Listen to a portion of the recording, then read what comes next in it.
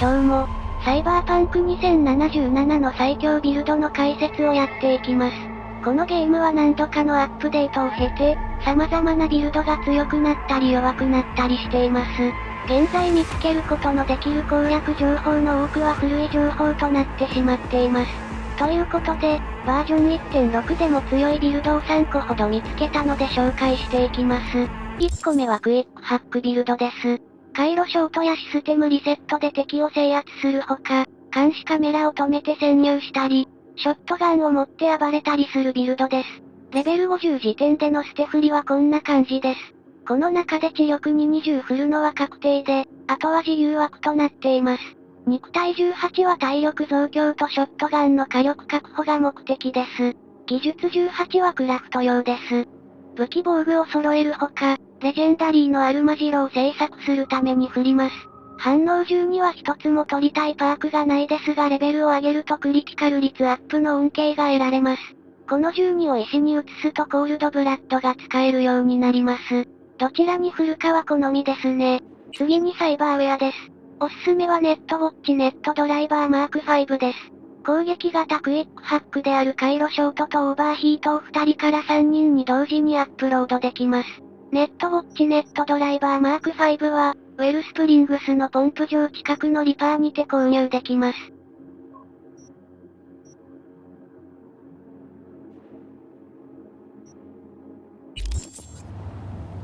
ここの交差点で車にひかれることが多いので気をつけてください。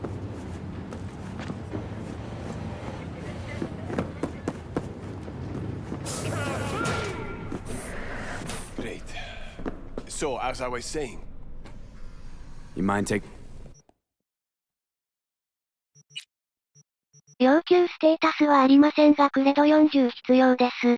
戦闘用に付けられるメモリブーストも強力です。一人倒すたびにラムが3回復します。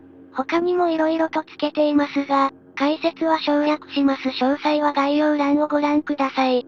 サイバーデッキはこんな感じにしています。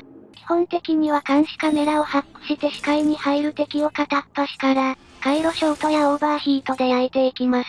ボス格にはシステムリセットを使って、3人で固まっている敵には化学汚染が有効です。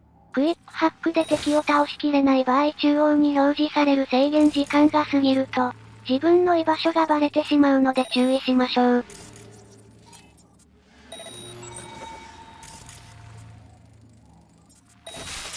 行動鈍化ですが、クールダウンが0秒のためラムが許す限り同時にいくらでも敵にアップロードできます。15秒間敵が棒立ちになるため一方的に攻撃することができます。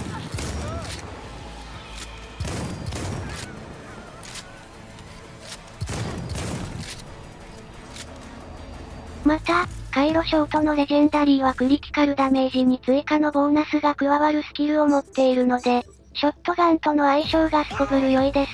ショットガンは単体で使うと終盤にかけて火力不足が深刻になりますが、ブリーチプロトコルの集団脆弱性と回路ショートを組み合わせることで大体の敵を2発以内に倒すことができます。スマートショットガンの L69 像が一番おすすめです。レジェンダリーの設計図はエブニケ不当にあります。一度メインストーリーをクリアしてアクセストークンを入手しましょう。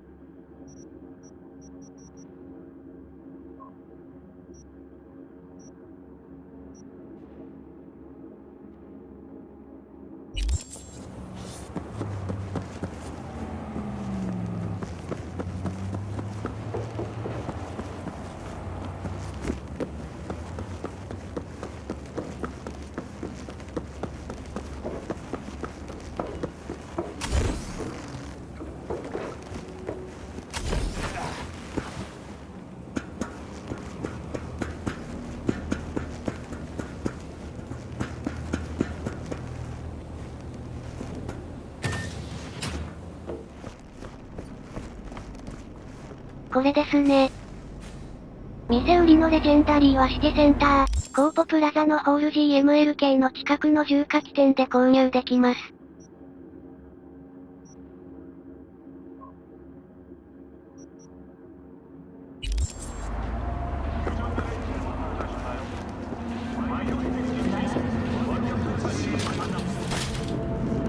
4階です。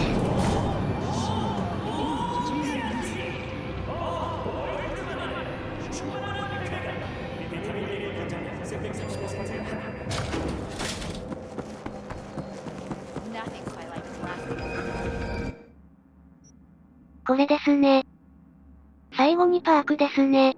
ダッシュしながら射撃リロードができるようになる効率重視とマルチタスカーは結構強いです。肉体11から獲得できます。アナイアレーションはショットガンを強化できます。クリティカル率が上がるブルドーザーと移動速度の上がるモメンタムシフトが強いです。メイン火力なので他にも取れるだけ取っておきたいです。ブリーチプロトコルでデータマイニングに関係するパークは取っていません。集団脆弱性は全部で3個あります。すべて取っておかないとダメージが不足します。トータルリコールはアイスピックの効果を向上させます。ヘッドスタートと圧縮はブリーチプロトコルの難易度緩和ができます。クイックハックの設計図を解禁するパークは制作後に外すことでパークポイントの節約ができます。致命的エラーはオーバーヒートを、疫病は化学汚染を、サブリミナルメッセージは回路消灯をそれぞれ強化します。脆弱性診断、忘れなぐさ、最適化はラム管理に役立ちます。といったところでクイックハックビルドの紹介でした。ナイトシテ視聴者前でマックスタッツと遊んできます。クイックハックビルドは一斉も楽で火力も出せて、ステータスの自由度も高いですが、パークポイントが不足しがちになります。12だけ振った反応を使ってハンドガンやアサルトなどのパークポイントを回収しておくと良いと思います。また、クイックハックビルドはクリティカル率が物を言うので反応はできるだけ上げておきたいですね。技術は18まで振ることでレジェンダリーの武器防具が使えるようになるので、特別な事情がない限りは18まで振っておくと良いと思います。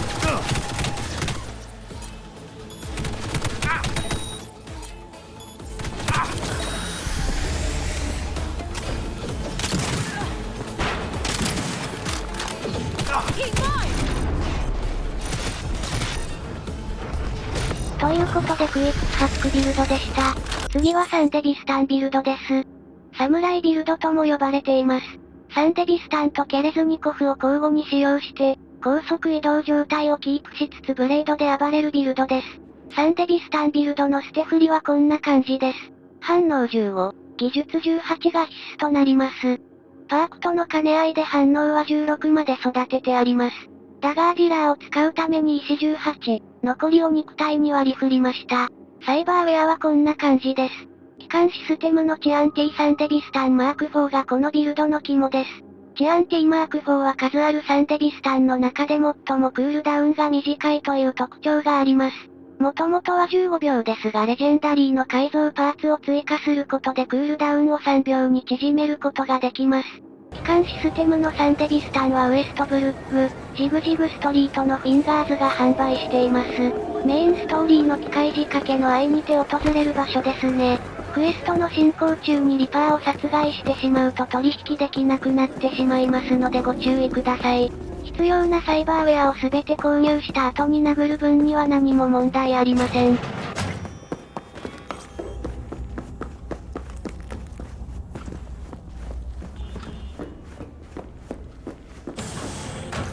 Yes.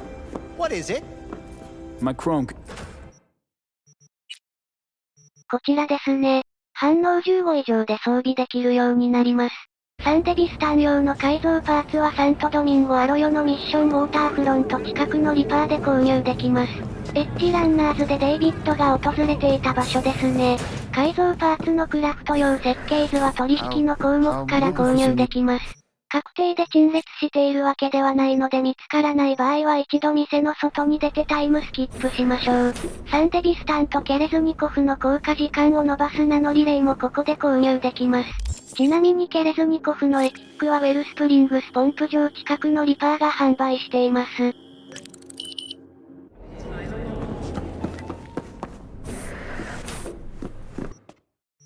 これですね購入時点ではアンコモンになっています。改造パーツはクラフトスキルのレベルに応じて製作可能レアリティが変わります。レジェンダリーの改造パーツを製作するには技術を18振った上でクラフトレベルを最大まで上げる必要があります。18まで上げたものがこちらになります。チアンチーマーク4とケレズニコフ、サンデビスタンヒートシンクを揃えることで、高速移動状態を途切れさせずに行動することができます。この状態で動き回る限り敵の攻撃にはほとんど当たりません。たまに加速だけして動くのを忘れていて瀕死になることがありますが、また、武器のリロードのタイミングでケレズニコフが発動できないので、遠距離武器よりもブレード系の武器が人気です。注意点としては、高速で回しているとたまにサンデビスタンが一切発動できなくなることがあります。その場合は再ロードを挟むことで解決できますので、こまめなセーブをおすすめします。また、ブレードのフィニッシュモーションやグラップルを決めるとサンデビスタンの加速が強制で解除されてしまいます。なので個人的にはサムライよりもダガーディラーをおすすめしたいです。ということで斬新なヒッチハイクでした。パークの割り振りです。基本的にブレードのパークは全て取ります。反応に振ったビルドはパークがたくさん確保できるのが特徴ですね。最初に8の1つを取らないと攻撃が遅すぎて使い物になりません。天中、追撃が取れると安定してダメージが出るようになります。合わせて、濁流、切り下がりもダメージ効率が良いので優先して取りましょう。忍術はナイフ投げとステルスハンドガンがまとめられています。ナイフ投げを行う場合は最初にダガーディーラーと、ジャグラーを揃えましょう。これで投げたナイフが手元に戻ってくるようになります。そして毒ガとスーパーアンチドートを取得しましょう。このビルドは1本目のナイフで毒を与え、2本目のナイフでとどめを刺すという流れで戦います。ナイフのクラフト用設計図のレジェンダリーは、サントドミンゴランチョコロなどの近接武器屋で購入できます。サイドジョブ、喧嘩でアニマルズのライノと戦うと解放されるショップですね。エルキャピタンの依頼、息子のためにの目的地でもあります。アニマルズのボクシングジムの中です。クエストのフラグ関係がうまくいっていないと武器屋が敵対していることがあるので、高額迷彩を装備して買い物に臨みます。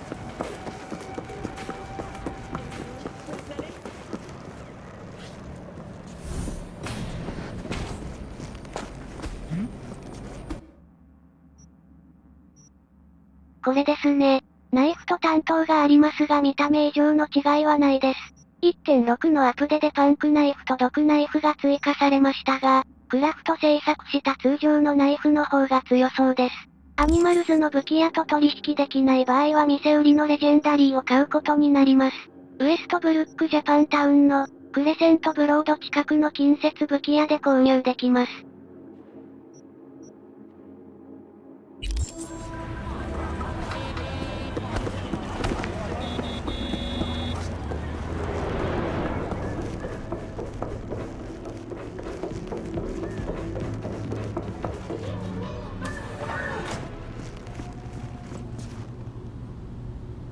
What have you got in stock?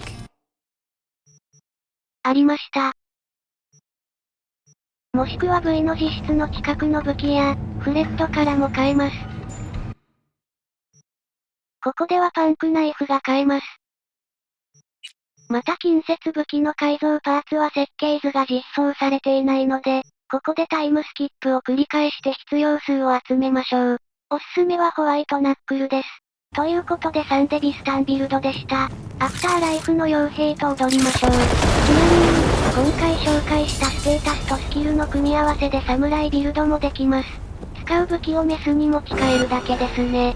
全員のサイドジョブ、ビッグインジャパンの報酬です。もともとはサトルが最強と言われていましたが、1.5 のバランス調整の影響で確定クリティカルの装備が作れなくなりました。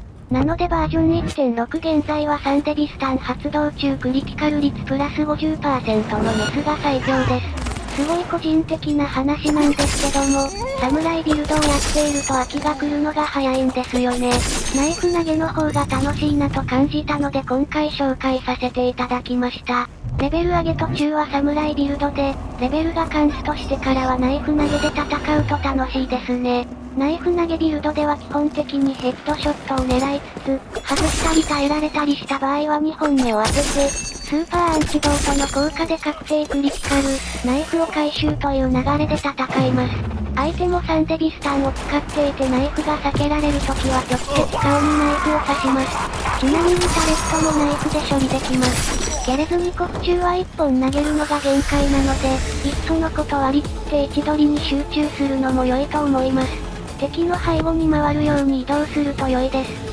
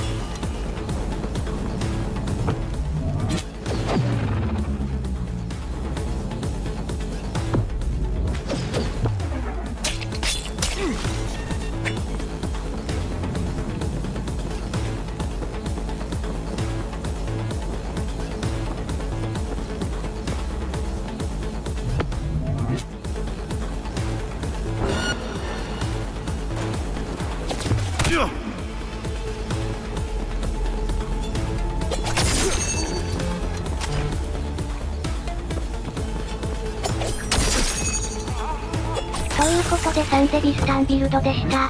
最後に紹介するのがハンドガンビルドです。上弾で敵を制圧するレキシントンと、小音でステルスキルを行うオーバーチュアと、タレットや遠距離で隠れる敵を撃ち抜くブーヤの3個を使い分けます。捨て振りはこのようになっています。ハンドガンビルドは他の2個のビルドほど能力値に依存していないため、ある程度自由に組むことができます。最終的に記憶の中のジョニーを再現できるように捨て振りをしています。こちらがサイバーウェアです。基本的にほとんど先ほどのサンデビスタンビルドと同じです。弾道コプロセッサは長弾武器を使う際に必要なもので、スマート武器プロジェクタイルランチャーが使えなくなります。その代わりに長弾ダメージをプラス 50% します。弾道コプロセッサはワトソン歌舞伎のアレン通りにいるインスタントインプラントより購入できます。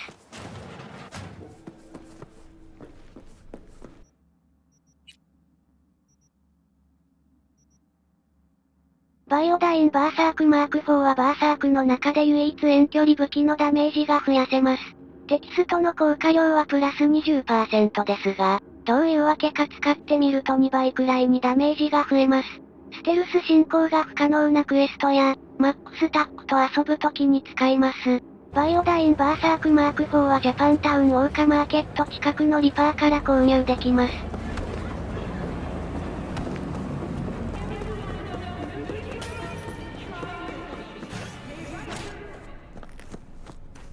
Looking up.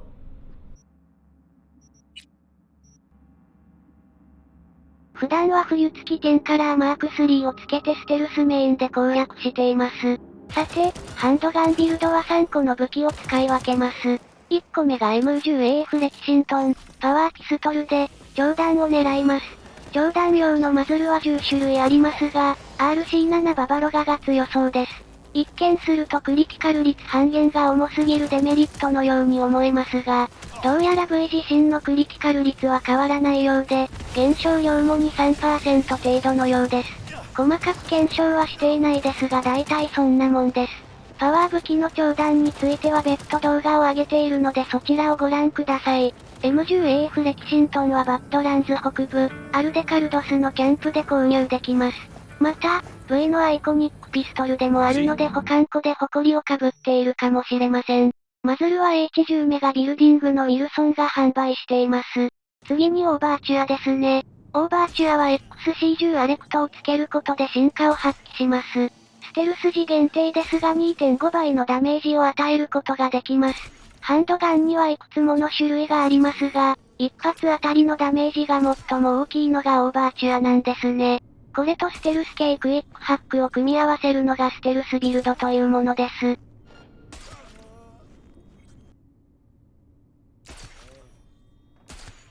オーバーチュアはケリー・リバー・キャシディのアイコニック武器として存在するほか、サントドミンゴ・アロヨの重火器店で購入できます。メトロ、ウォルセン通りが最寄りです。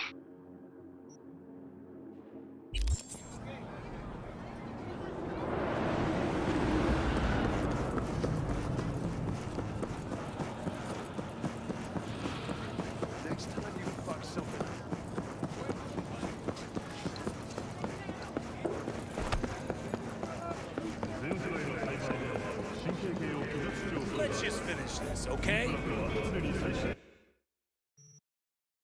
これですね。3個目の武器ブーヤのアイコニック設計図はサントドミンゴ・アロヨのハーグリーブス通り近くの、組織犯罪のボスから入手できます。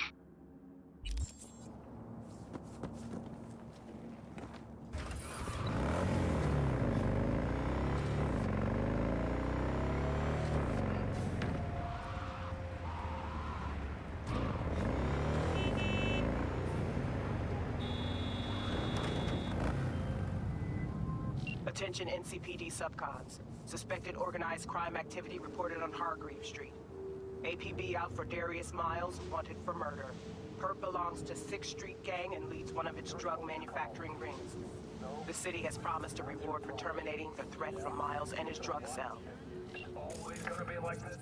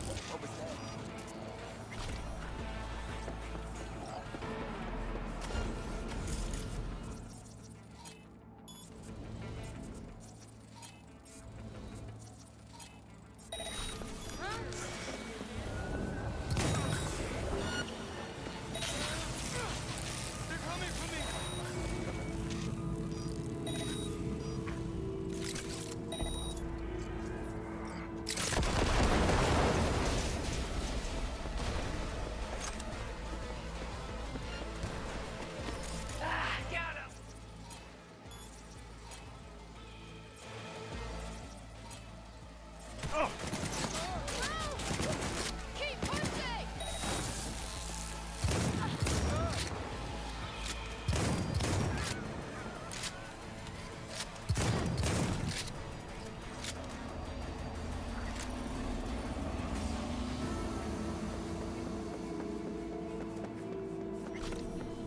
ありました。制作には技術12のグリースモンキーが必要です。パークですが、見てわかるように全部取ります。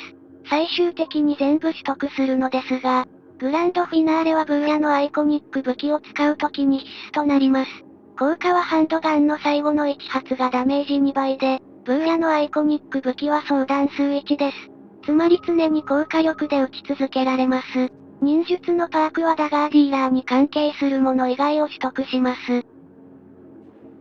コールドブラッドを20まで上げると無慈悲が解放できます。パークポイント1に対して 1% クリティカル率を向上させます。ということでハンドガンビルドの紹介でした。上段で戦うレキシントンとステルスのオーバーチュア、一発高火力のブーヤを使い分けるのがハンドガンビルドです。先に紹介した2個と比較するとややパワーは落ちますが、それでもミリテクの部隊相手に立ち回れるくらいの力はあります。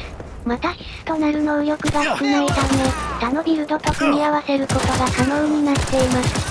そういえば、ゴリラアームビルドやテック武器ビルドを今回紹介しませんでした。バージョン 1.5 のバランス調整でアーマープ3000超えの一切ダメージを食らわない装備を作ることができなくなったので、今のバージョンで近接武器メインは難しいのかなという気がしています。テック武器に関してはどうも火力不足感が拭えず、食わず嫌いしているのが現状です。強い武器、強い組み合わせが見つかったら動画にするかもしれませんししないかもしれません。とまあそんなところで、ミリテクと遊び終えるのを待って動画を締めます。